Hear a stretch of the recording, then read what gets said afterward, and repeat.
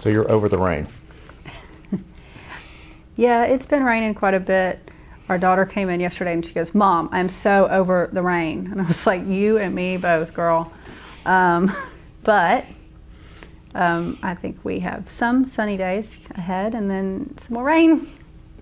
I know we need it, and there are people out there that depend on it, but it has rained a lot. And I guess if you're building a house right now, the other than the lumber prices Right. and the material prices, the next worst thing on your list is probably Rain. the rain and what's going on outside if you're not dried in yet. So, yeah, there's been a lot of rain. I think our concrete's gotten a little soggy.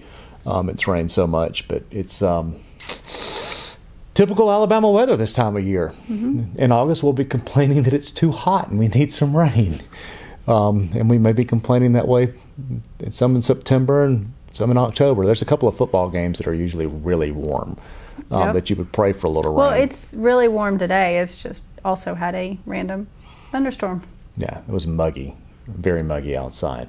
But if you are in the market for a home in Auburn right now, you cannot let the fact that there's some rainy days slow you down, because trust me, people are looking in the rain. Yep. They're out shopping in the rain.